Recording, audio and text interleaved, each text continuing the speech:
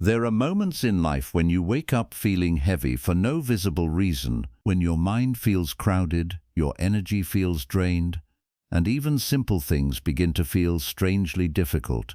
You try motivation, you try distraction, you try waiting for life to somehow feel different. But according to ancient Vedic wisdom, transformation does not begin when life changes around you.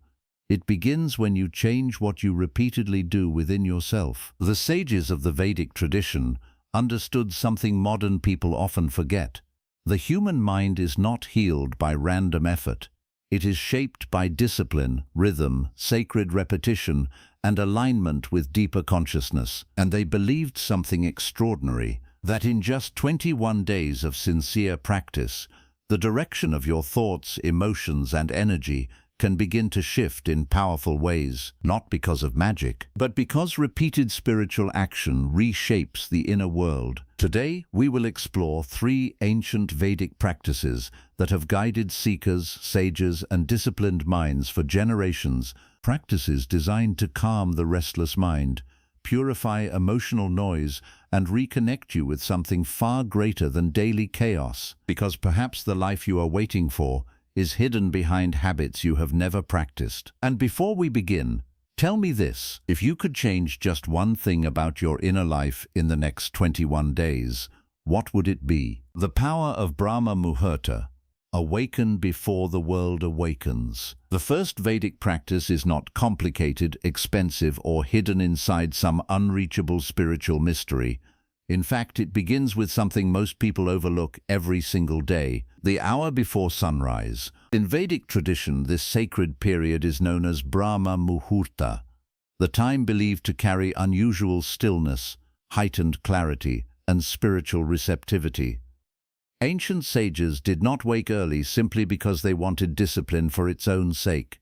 They understood that different moments of the day affect the human mind differently, and the early pre-dawn hours were considered profoundly special. Think about your life for a moment. When does your mind feel the loudest? Usually when the world is already moving, phones vibrating, messages arriving, responsibilities demanding attention, noise entering from every direction, and before you even realize it, your inner world is reacting instead of leading. But the Vedic sages taught something radically different. If you begin your day in noise, you often carry noise inside you. If you begin your day in stillness, that stillness begins shaping your thoughts. This is why seekers, monks, yogis, and disciplined practitioners would rise before sunrise, not to punish themselves, but to meet consciousness before distraction arrives. Because the mind in the early hours is softer, more impressionable, less defensive, less fragmented. Imagine standing outside while the sky is still dark blue, the world unusually silent, the air cool, the city not yet awake.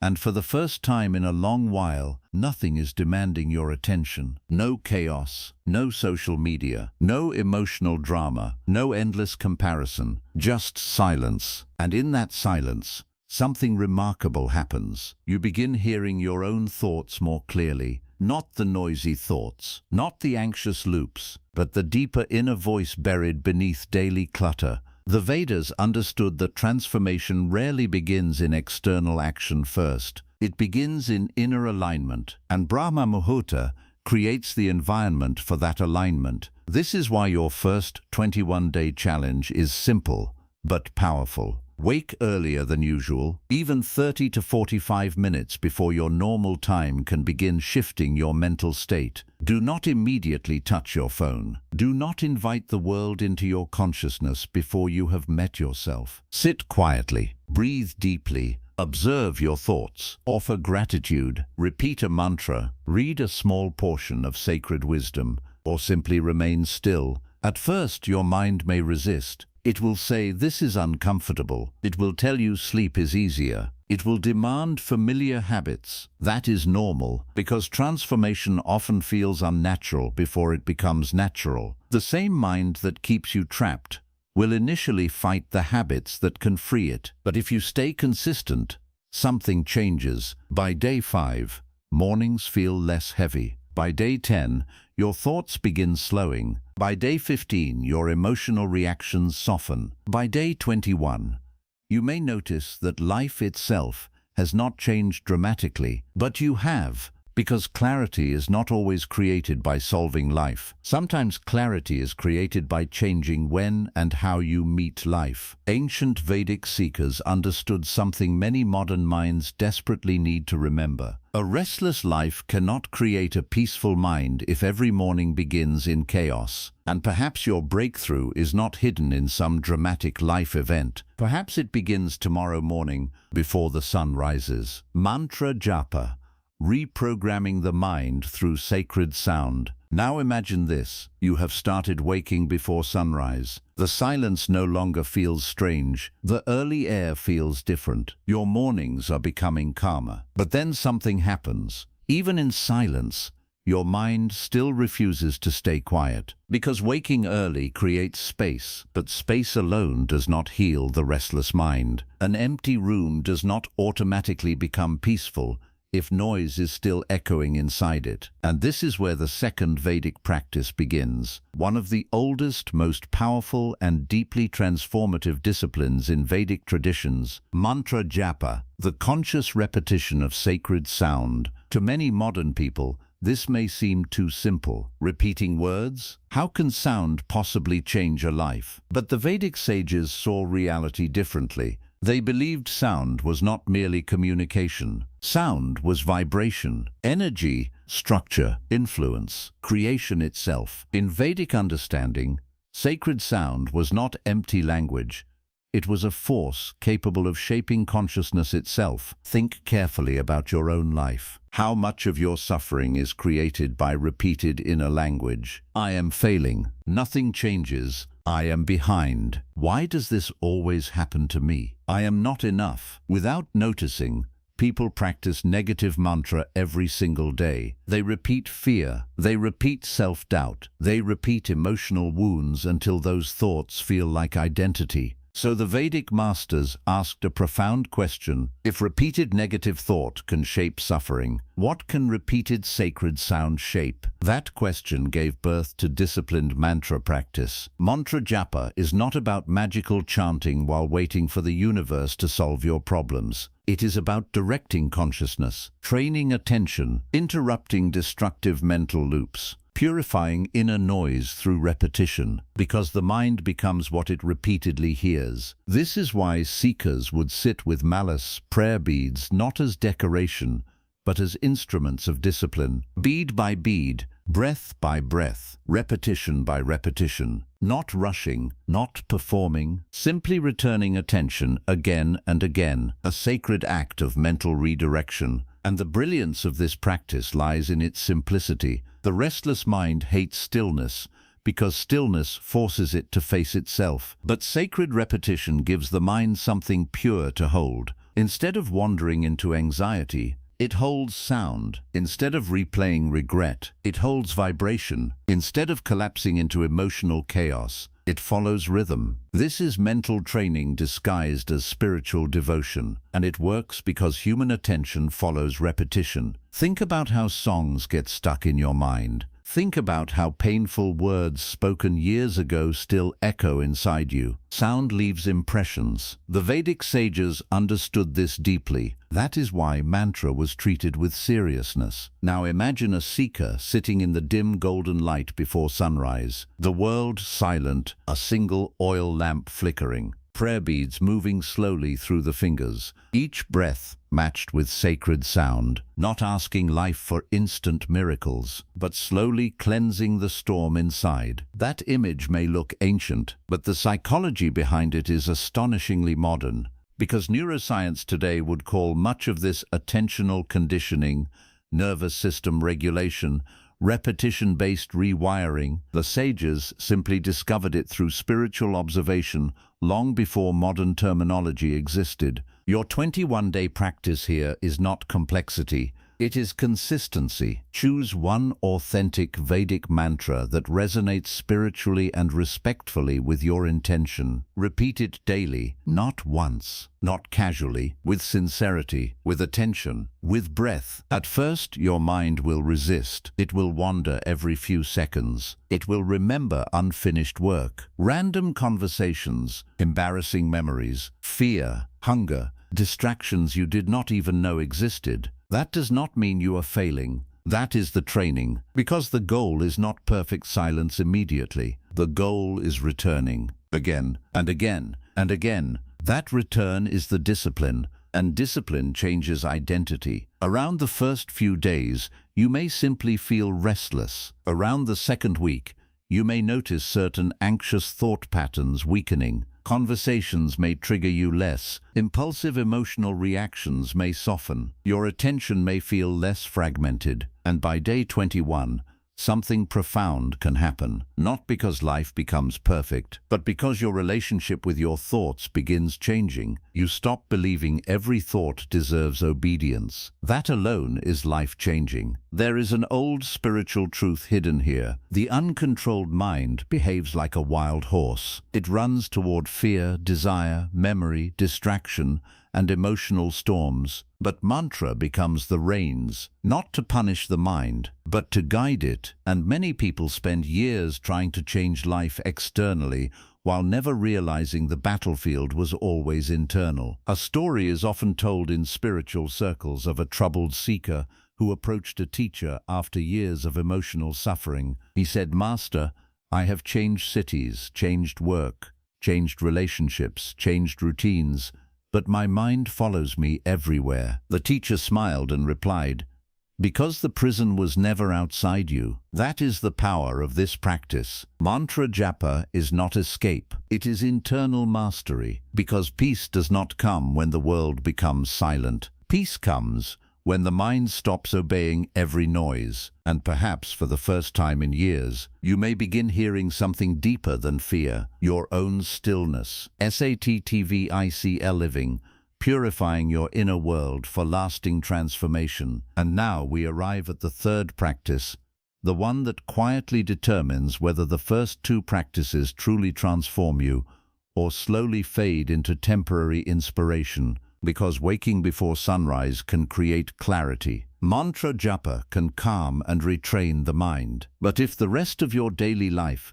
continuously feeds agitation, confusion, emotional heaviness, and inner chaos, then you are trying to clean a room while leaving every window open during a storm. This is where the Vedic sages introduced one of the deepest principles of transformations, sattva. In Vedic philosophy, life is often understood through three qualities of nature: sattva, rajas, and tamas. Sattva represents clarity, harmony, purity, balance, wisdom, and peaceful awareness. Rajas represents restless activity, ambition, agitation, craving, emotional intensity, and constant movement. Tamas represents heaviness, dullness, confusion, laziness, emotional darkness, avoidance, and inner stagnation. Now pause for a moment and ask yourself something honestly. How many modern lives are being built almost entirely on rajas and tamas? Constant stimulation, constant scrolling, constant emotional reactions, late-night exhaustion, mindless consumption, mental clutter, impulsive eating, noise without silence, movement without meaning, entertainment without peace. The Vedic sages would likely look at modern life and immediately recognize why so many people feel internally fractured, because the external world is feeding restless and heavy energies almost non-stop. And then people wonder why meditation feels impossible, why peace feels temporary, why emotional healing feels distant, why discipline keeps collapsing. Because your environment is not neutral, your habits are not neutral, what you consume is not neutral. Everything enters consciousness. Everything leaves impressions. Everything shapes your state. This is the essence of Sattvic living, not perfection, purification, the deliberate reduction of what clouds the mind, and the intentional increase of what supports clarity. Now understand something important. This is not merely about food.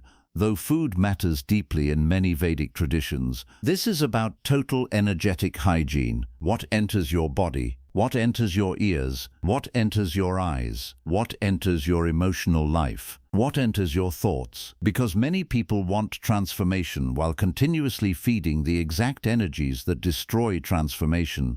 Imagine planting a healthy seed. You water it carefully, you protect it, you give it sunlight. But every night you pour poison into the soil. Would the seed thrive? Of course not. Yet spiritually, people do this constantly. They meditate in the morning, then spend hours feeding anxiety through endless comparison. They repeat sacred sound, then consume chaos all afternoon. They seek inner peace, then invite emotional drama into every corner of life. The contradiction is exhausting, and the Vedic sages understood this deeply. Transformation is not created by isolated spiritual moments. It is created by consistent alignment. A peaceful mind cannot survive constant psychological pollution. That is why Sattvic living becomes the protective container for everything else. Now let us make this practical. Your 21-day transformation challenge here becomes a purification experiment, not extreme renunciation, not abandoning life, but conscious refinement. For the next 21 days,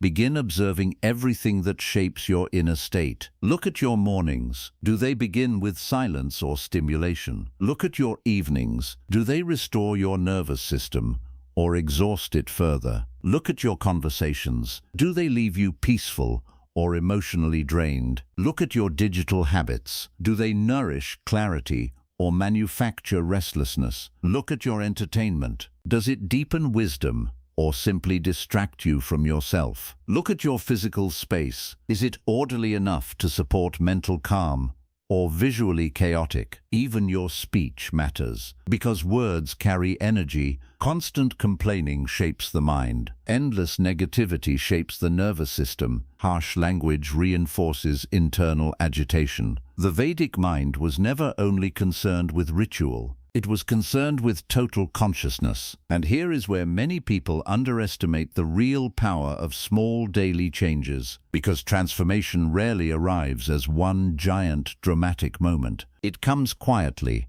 habit by habit, choice by choice, environment by environment. A person who begins sleeping slightly earlier, eating more intentionally, reducing mental clutter, speaking more consciously, limiting chaotic stimulation, protecting peaceful mornings, choosing silence over meaningless noise. This person may look unchanged externally at first, but internally, the architecture is shifting, and once internal architecture shifts, external life eventually follows. Let me tell you a story. A young seeker once approached a spiritual teacher, frustrated and exhausted. He said, "Master, I chant daily, I meditate, I wake early, but my anger still follows me.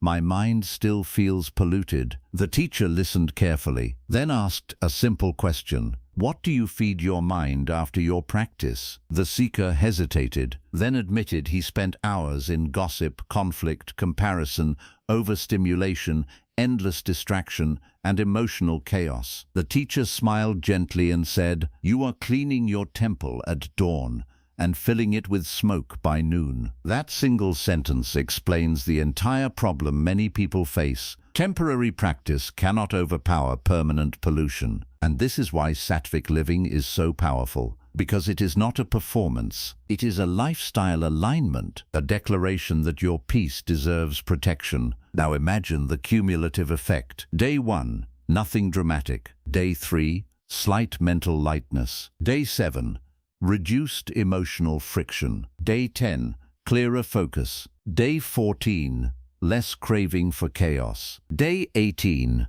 calmer reactions. Day 21, a version of you that no longer feels constantly invaded by inner noise. And perhaps the most beautiful part, this transformation is not dependent on money, status, location, approval, or external validation, because Sattvic living begins with conscious choices, and conscious choices are available long before perfect circumstances arrive. The modern world often teaches that happiness comes from adding more. More entertainment, more stimulation, more consumption, more validation, more movement. But ancient Vedic wisdom often points in the opposite direction. Peace sometimes arrives not by adding more, but by removing what never belonged in your inner world to begin with, because the soul does not always need more noise. Sometimes it needs less interference, and when the noise begins leaving, you may discover something astonishing. Peace was never absent, it was simply buried. The hidden law of consistency, why most people never reach transformation. By now, something inside you may be feeling inspired. You have awakened before sunrise. You have entered sacred silence. You have trained the restless mind through mantra. You have begun purifying your environment, your habits, your emotional inputs, and the energy surrounding your daily life. And yet, there is a silent enemy that destroys more transformation than lack of knowledge ever does. Not ignorance, not inability, not even lack of spiritual desire, but inconsistency. Because the painful truth is this: most people do not fail because the wisdom is ineffective. They fail because they abandon the process before the wisdom has time to reshape them. This is why ancient Vedic discipline was never built around emotional excitement. It was built around abhyasa, steady practice, repeated effort, faithful return, discipline that continues even when emotion disappears. Modern minds often misunderstand transformation. People want emotional breakthroughs, instant clarity, immediate peace, visible results after a few attempts, a dramatic sign that everything is changing. And when that sign does not arrive quickly, they quietly stop. But the Vedic sages understood human nature too well. They knew the mind loves novelty. It becomes excited by beginnings. It romanticizes spiritual change. It feels powerful on day 1, inspired on day 2, hopeful on day 3. Then something shifts. Fatigue enters. Resistance appears. Life becomes inconvenient. The practice feels repetitive. The emotional high fades. And suddenly the same mind that wanted transformation begins negotiating escape. Maybe tomorrow. I'll restart properly next week. I'm too tired today. One missed day doesn't matter. This is not doing anything. That voice has destroyed countless transformations. Because the greatest battles are rarely external. They happen in the invisible negotiations between intention and discipline. Imagine a river cutting through stone, not because of one dramatic strike, but because of repeated contact. Again and again and again, a single drop looks weak, but repetition becomes force. This is the Vedic understanding of practice. Small actions repeated with sincerity reshape consciousness more powerfully than occasional emotional effort. Now think about modern conditioning. People are trained to expect stimulation, fast rewards, immediate validation, instant feedback. But inner transformation does not obey entertainment culture. The nervous system changes slowly, habits change slowly, identity changes slowly, emotional conditioning changes slowly, spiritual maturity changes slowly, and yet slowly does not mean weak. Slow often means real. Let me tell you a story. There was once a disciple who approached a teacher. After weeks of disciplined effort, he was frustrated. He said, "Master, I wake early, I repeat mantra, I avoid distractions. I am trying sincerely, but I do not feel transformed." The teacher asked him to return the next morning carrying a clay pot. When the disciple arrived, the teacher handed him water and said, "Pour 1 drop onto this stone." The disciple obeyed. Again, he obeyed. Again. After several repetitions, the disciple became confused. "Master, nothing is happening." The teacher smiled. "Exactly. That is why most people stop." Then he continued. Now imagine this for days, weeks, months, years. The disciple understood. Transformation is not always visible in its earliest stages, but invisibility does not mean absence. Many people quit during invisible progress. That is the tragedy. Because some of the deepest inner shifts happen before external evidence appears. A person may still feel anxious, while slowly becoming less reactive, still feel distracted, while quietly strengthening attention, still struggle while building resilience beneath the surface, still feel emotionally unstable while gradually rewiring old patterns. The mind often judges progress far too early. This is why the Vedic path emphasizes devotion to practice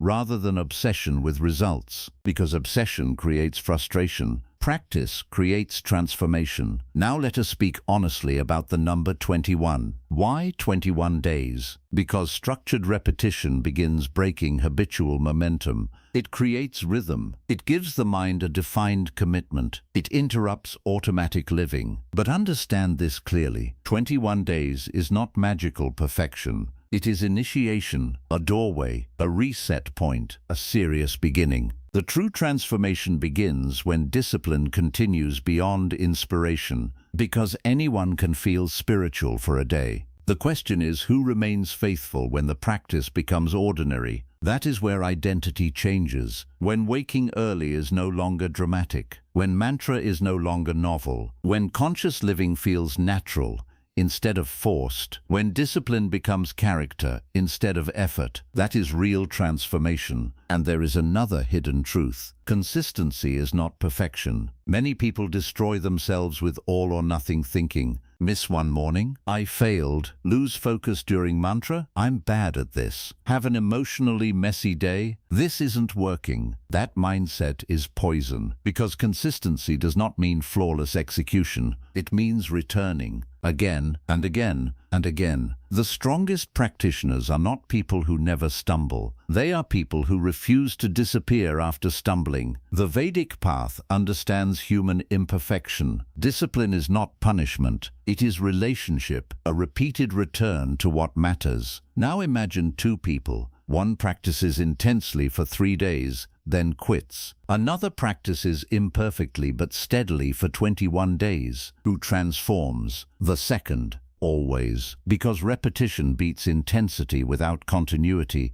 and this truth applies far beyond spiritual life. Relationships, fitness, learning, healing, character, business, mindset, everything meaningful is built through repeated return. The ancient sages knew this because they observed life itself. The sun rises consistently. Seasons move consistently. Breath flows consistently. Nature teaches repetition. Only humans constantly expect permanent change from temporary effort. And maybe this chapter is the most important one for many watching, because perhaps your greatest problem was never lack of wisdom. Perhaps you have already encountered truth before, already heard powerful teachings, already felt inspired many times. But inspiration without sustained action becomes spiritual entertainment, and entertainment does not transform identity. Consistency does. So for this 21-day journey, make one promise. Do not chase emotional perfection.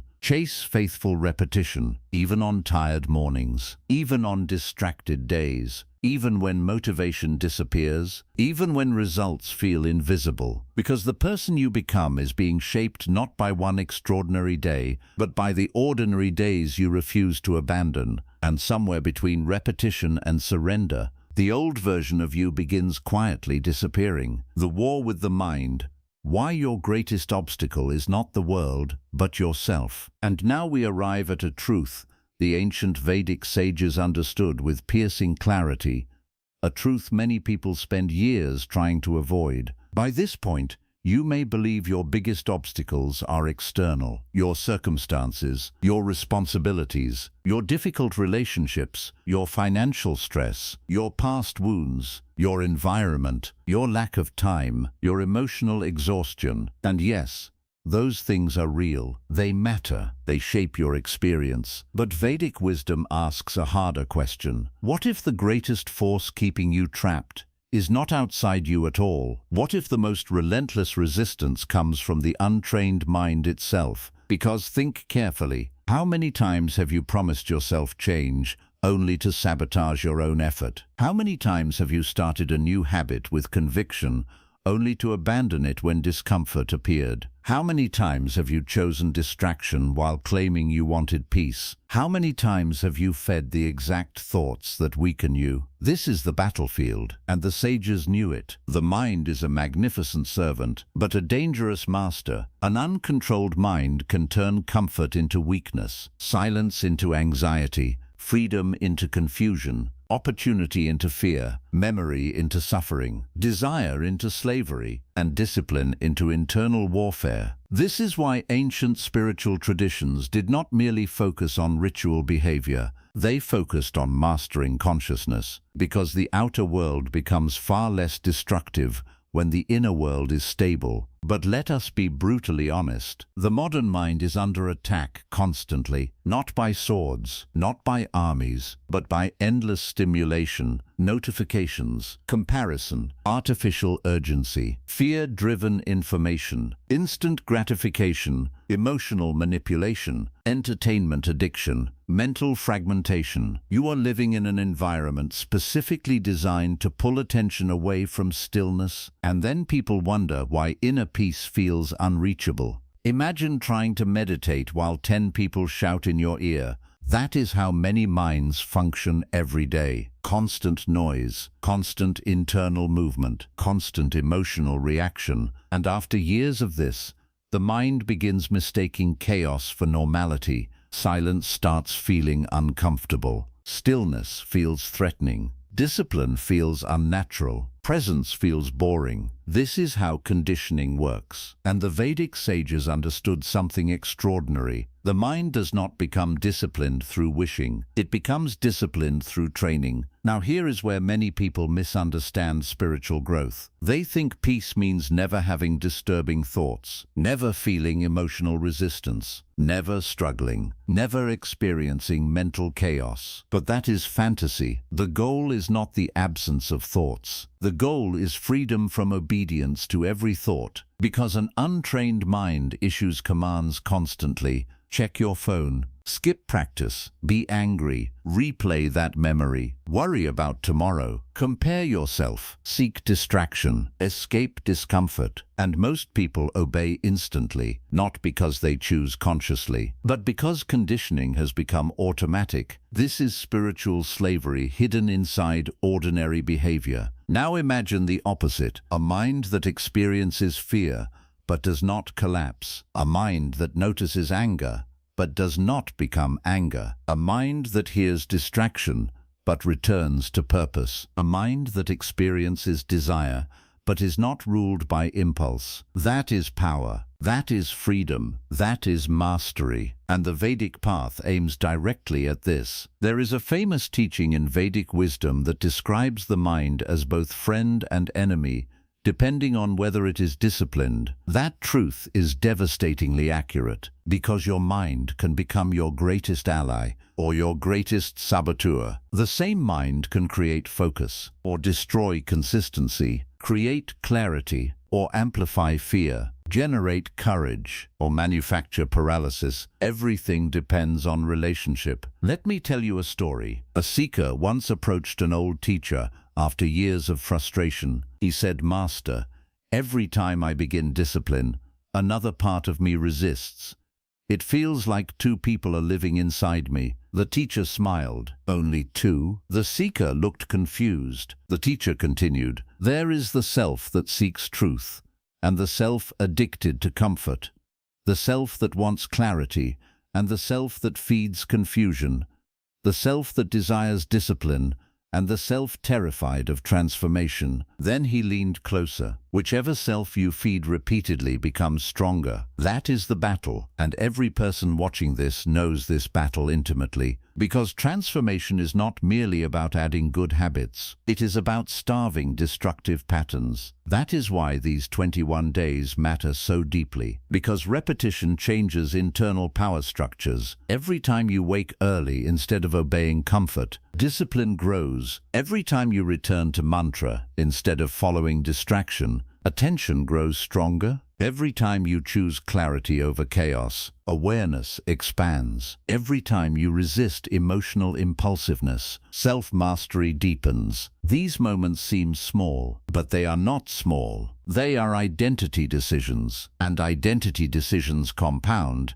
Now let us speak about resistance, because resistance always intensifies before meaningful change. The mind protects familiarity, even unhealthy familiarity. This is why destructive habits often feel strangely comfortable, because they are known, predictable, familiar. Even suffering can become psychologically familiar, and humans often choose familiar pain over unfamiliar transformation. That is heartbreaking, but true. A person may stay trapped in anxiety because healing feels uncertain. Stay attached to toxic patterns because freedom feels unfamiliar. Stay distracted because stillness feels exposing. Stay emotionally reactive because calm feels unnatural. This is not weakness, it is conditioning. But conditioning can be retrained. That is why awareness matters. The moment you notice resistance, something profound happens. You are no longer unconsciously obeying, you are witnessing. And witnessing creates choice. Choice creates freedom. Freedom creates transformation. But the battle is daily, because the mind never says, "Today I will destroy your progress." It whispers more subtly, "You deserve a break. Tomorrow will be better. Missing once won't matter. This is too hard. Nothing is changing. You are not that kind of person." These whispers sound reasonable. That is what makes them dangerous, because sabotage rarely looks dramatic. It looks practical, comfortable, harmless, until months pass, years pass,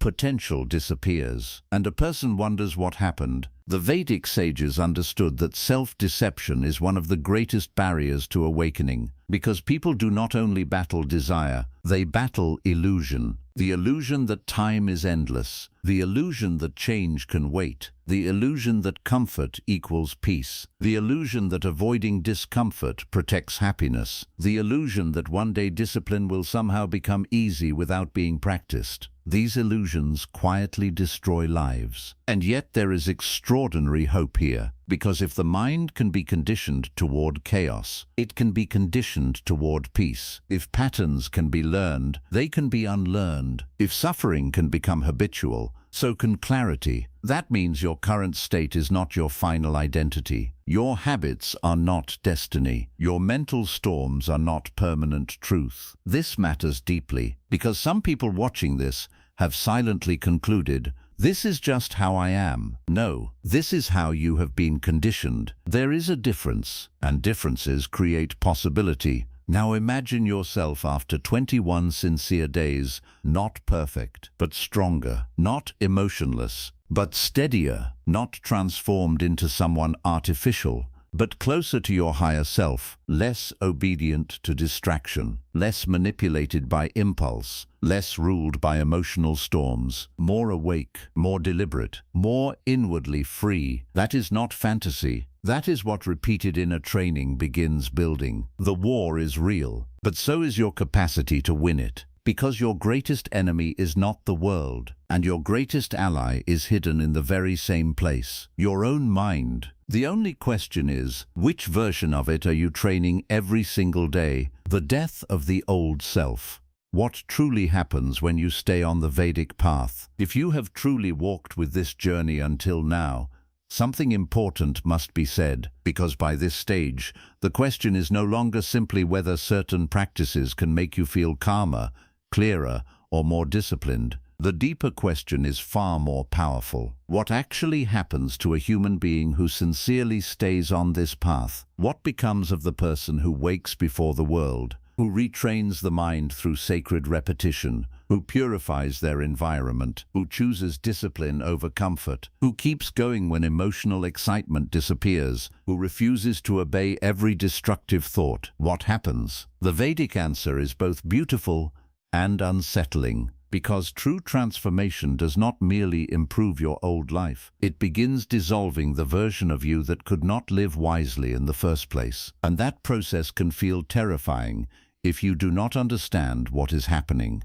because most people say they want transformation, but what they often actually want is comfort with improvement, a better version of familiar suffering, more peace without sacrifice, more clarity without discipline, more spiritual depth without confronting attachment, more strength without the death of weakness. But ancient wisdom does not negotiate that way. Transformation is not decoration, it is dismantling, and dismantling can feel like loss before it feels like liberation. Think carefully. When a snake sheds old skin, does the old skin survive? No. When a forest burns to make room for renewal, does the dead brush remain? No. When dawn arrives, does night negotiate partial survival? No. Nature teaches the same lesson repeatedly. Renewal often requires ending, and spiritually, the same law applies. This is where many seekers become frightened, because real transformation starts changing things they thought were just who they are. The habits,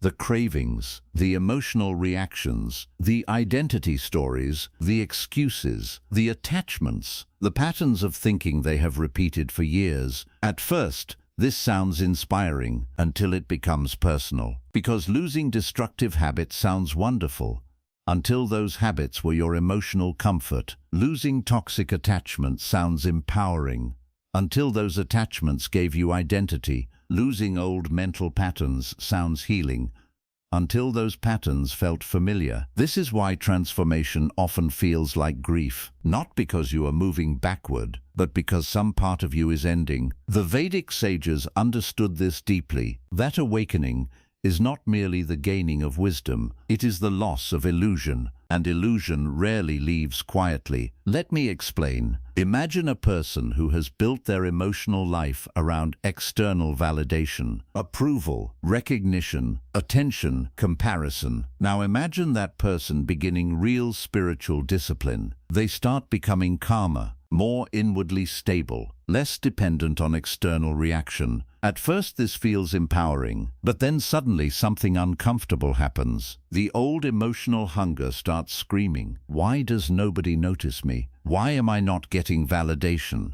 Why does silence feel strange?" This is not failure. This is the old self-resisting irrelevance, because the ego hates losing control. And Vedic wisdom speaks profoundly about this. The false identity, the version built from conditioning, craving, fear, attachment, illusion, does not surrender peacefully. It fights, not with weapons, with discomfort, restlessness, rationalization, emotional turbulence, doubt, because its survival depends on your obedience. This is why some people begin spiritual practices and strangely feel more internal turbulence before peace arrives. Not because the path is harming them, because hidden patterns are being exposed. Dark rooms look peaceful until someone turns on the light. Then the dust becomes visible. The dust was always there. Now you can finally see it. This is one of the most misunderstood stages of transformation. A person begins sincere discipline and says, "Why do I suddenly feel emotional? Why am I noticing more internal chaos? Why does resistance feel stronger?" Because awareness has increased, and awareness reveals what unconsciousness concealed. That is progress, painful progress, but progress. Now imagine continuing,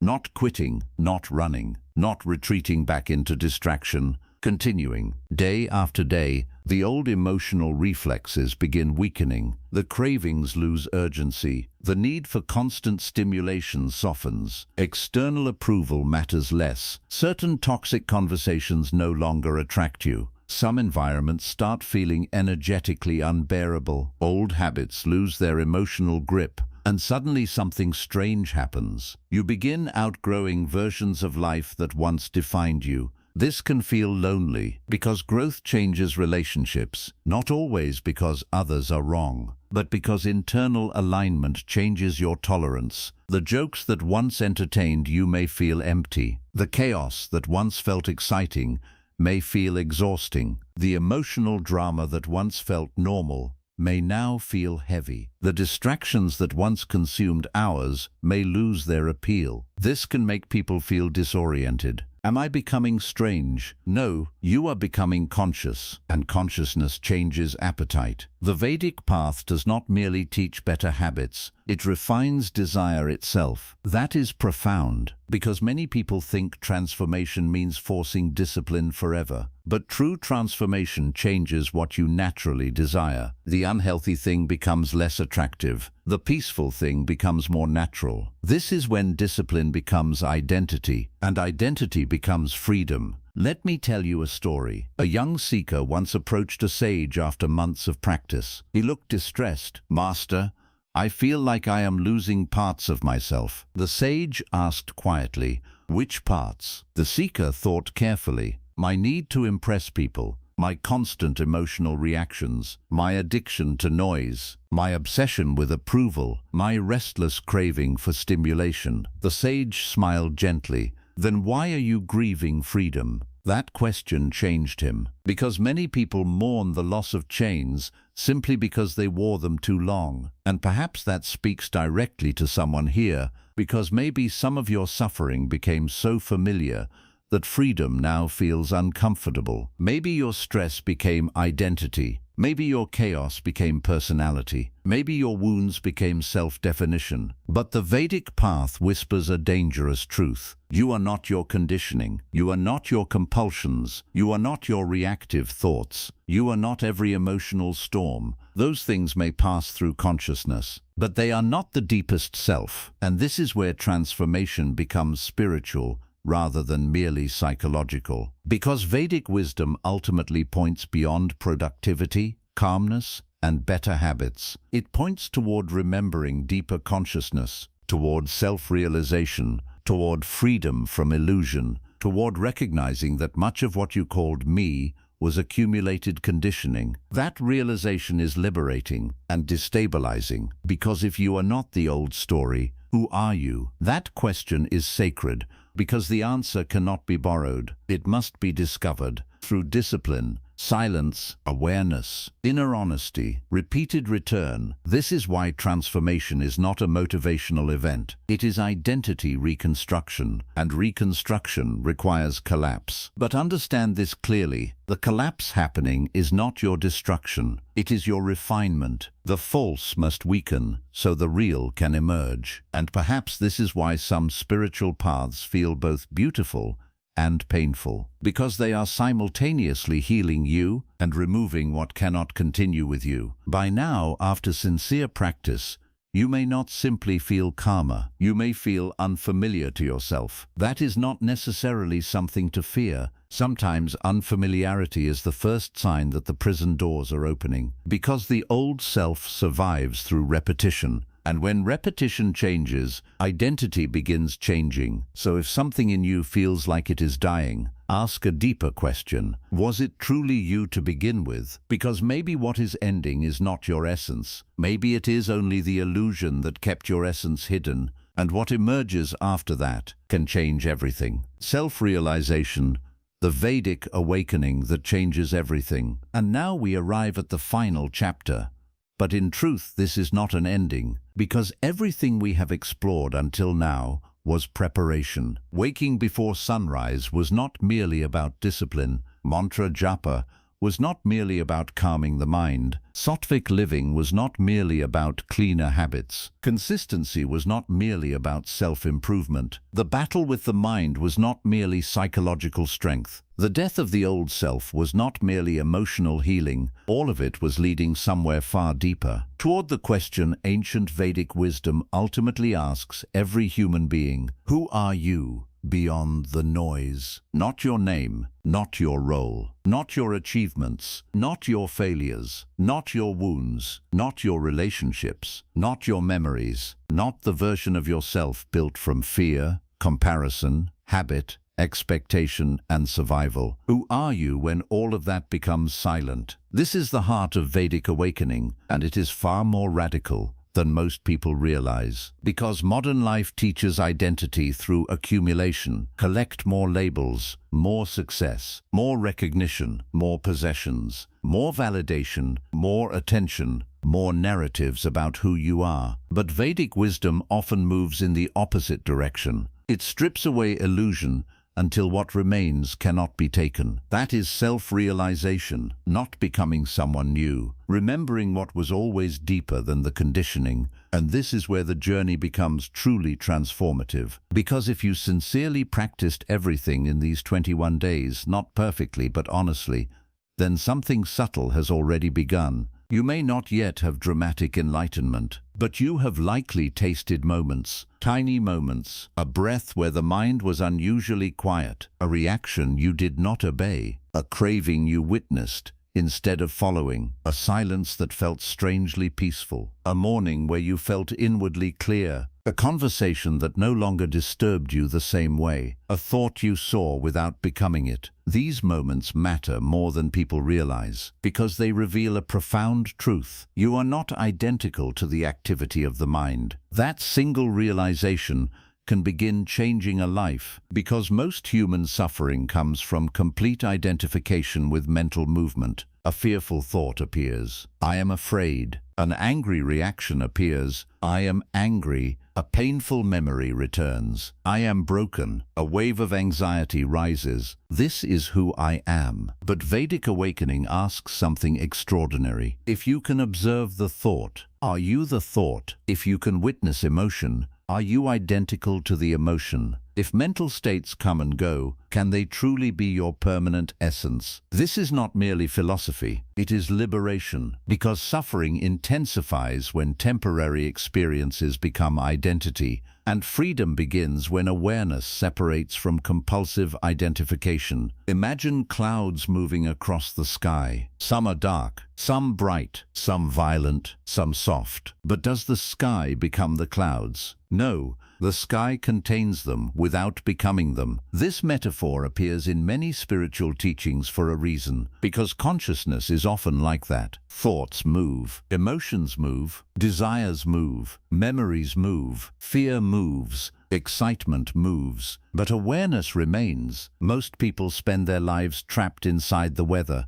Vedic awakening teaches recognition of the sky. That is transformative, because suddenly suffering changes shape. Fear may still arise, but now there is space. Anger may appear, but now there is witnessing. Grief may come, but now identity is less fused with the experience. This does not make you cold, it makes you conscious, and consciousness changes everything. Let me tell you a story. A disciple once asked a sage, "Master, how will I know if I am progressing spiritually?" The sage responded, "When your thoughts no longer command you the way they once did." The disciple asked, "Is that enlightenment?" The sage smiled. "No, that is simply the prison door opening." That is powerful, because many people think awakening must look mystical, blinding visions, dramatic supernatural moments, instant perfection. But often awakening begins far more quietly, with awareness, with separation from automatic identification, with clarity, with less unconscious obedience, with deeper stillness, with remembering something ancient within.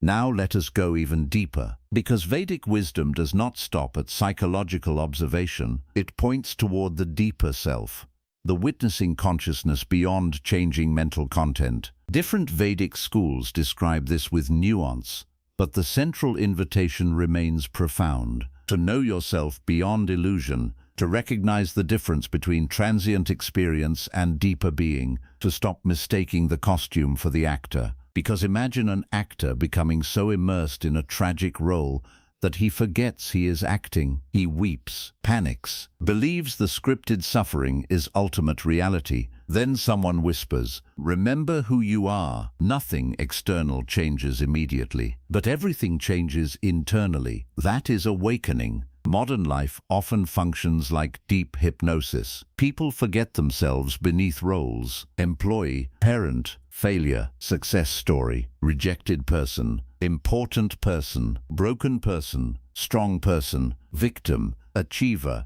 These identities become emotional prisons. And Vedic wisdom asks, who existed before the labels? Who remains when labels disappear? That question is terrifying to the ego, because the ego survives through stories, comparison, possession, identity reinforcement, external measurement. It wants certainty through labels. But awakening loosens those structures, and that can feel destabilizing, because if you are not merely your story, what are you? Silence becomes necessary here, not intellectual noise, not endless explanation, experience, observation, practice, because some truths cannot be downloaded. They must be realized. This is why ancient seekers practiced discipline so intensely, not to become impressive, but to see clearly, because a noisy mind cannot perceive subtle truth. A compulsive mind cannot rest in awareness. An addicted mind cannot recognize freedom. Discipline was preparation for perception, and perception opens realization. Now think about what 21 sincere days can begin.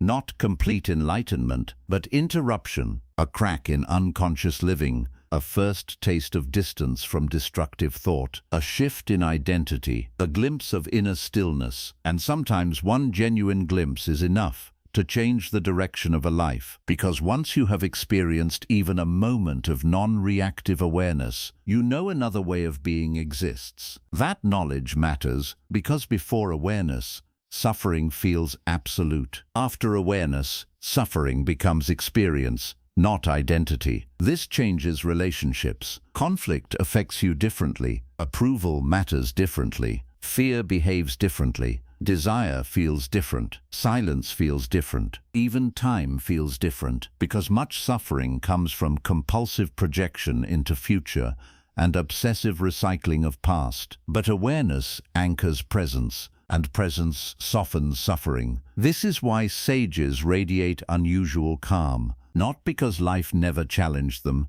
but because identity was rooted deeper than circumstance. And maybe that is what someone watching this needs to hear. You do not need to become a perfect spiritual master overnight. You do not need to erase every thought. You do not need dramatic, mystical experiences to begin transforming. You only need sincerity, awareness, repeated practice, and courage to keep looking inward, because the path itself changes perception. Now imagine yourself after this journey, not the same restless version, not entirely finished, but altered, more conscious, more inwardly stable, less manipulated by noise, less defined by emotional weather, more capable of stillness, more rooted in something deeper. That is no small thing. That is the beginning of freedom. And perhaps the most beautiful Vedic truth hidden in this entire journey is this: the peace you have been searching for may not be something you need to create. It may be something you uncover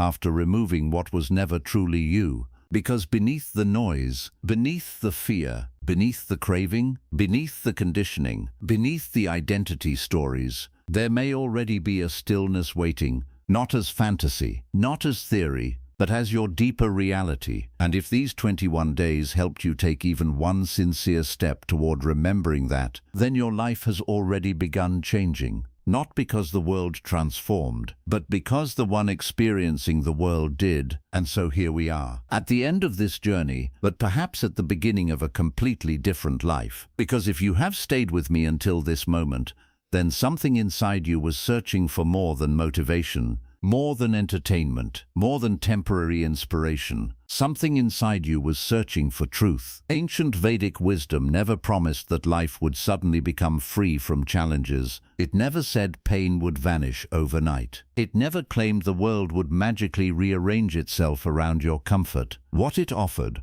was something far more powerful, a way to transform the one who walks through the world. And that changes everything. Over these 21 days, we explored practices that may look simple from the outside: waking before sunrise, disciplining the mind through sacred sound, purifying your habits and environment, staying consistent when emotion disappears, facing the war within, allowing the old self to weaken, and stepping closer to deeper awareness. But now comes the truth no video can do for you. Knowledge alone changes nothing. Watching changes nothing. Being inspired changes nothing. Transformation begins only when wisdom becomes practice, because even the most beautiful map cannot move someone who refuses to walk. So now the question becomes deeply personal. What happens when this video ends? Will this become another inspiring moment that disappears by tomorrow? Another Another truth you admired but never lived? Another promise made to yourself and quietly abandoned? Or will this be different? Will this be the moment you stop waiting for life to rescue you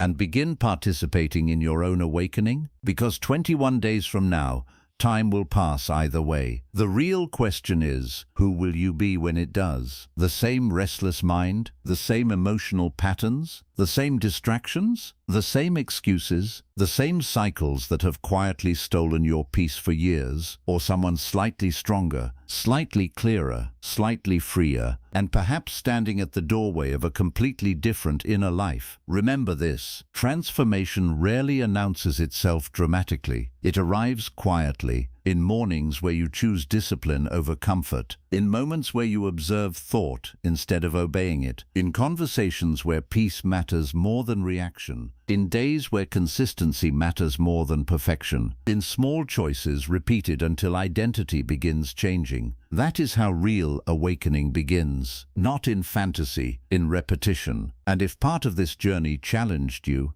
good, because growth that never challenges comfort rarely changes consciousness. If part of this journey made you uncomfortable, good, because discomfort often means illusion is being questioned. If part of this journey made you reflect deeply, even better, because awareness is where transformation begins. And maybe the most important truth of all is this: you are not behind. You are not disqualified. You are not permanently trapped inside the version of yourself you have known until now. Ancient wisdom reminds us that consciousness can evolve. Habits can change. The mind can be retrained. Inner chaos can soften. Identity can transform. And peace can be remembered, but only by the one willing to practice. So, if you accept this 21-day Vedic transformation challenge, do not do it for performance. Do it for yourself, for the version of you buried beneath noise, for the peace you keep postponing, for the clarity hidden beneath distraction, for the freedom waiting beyond old patterns. And before you leave, I want to ask you something from the heart. Which of these 3 Vedic practices will you begin first? The sacred silence of Brahma Muhurta, the power of Mantra Japa, or the purification of Sattvic living? Write it in the comments. Let this be your first act of commitment. And if this journey spoke to something deep inside you,